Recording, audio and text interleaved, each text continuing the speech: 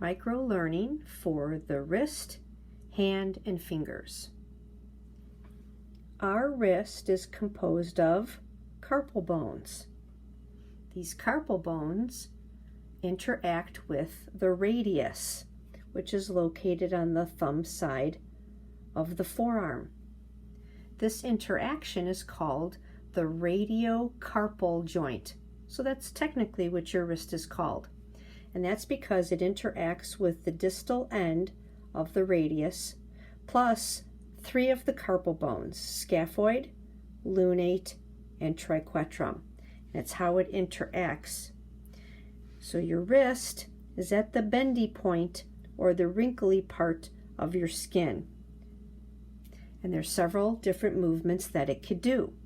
First, flexion is to take your radiocarpal joint and to bend it forward or towards you. So the palm is coming towards your forearm. That's flexion.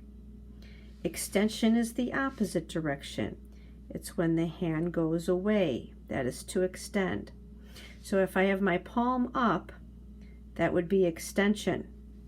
If I bring my palm down, that would be flexion. So flexion, extension.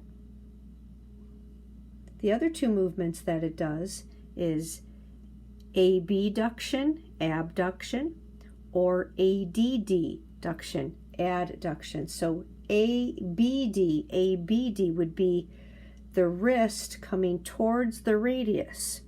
Your radius is located right in here, and so you would be doing a tilt upward. That little movement is called abduction. Adduction would be going towards the ulnar side. So this is your ulna bone, so you would tilt and adduct.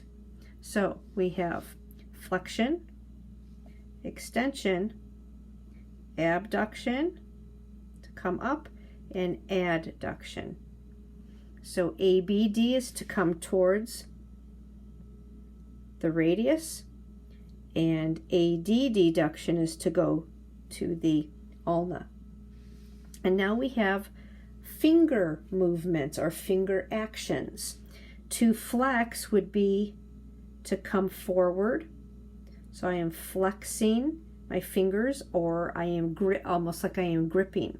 So I am gripping something, so to flex. To extend is to straighten. So my fingers would be bent, and I straighten them, and that is extension.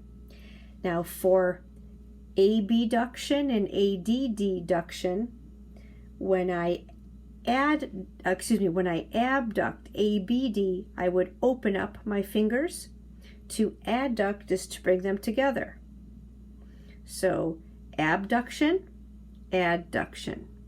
So if I want to abduct ABD, my thumb, that's a thumbs up. Abduction, adduction.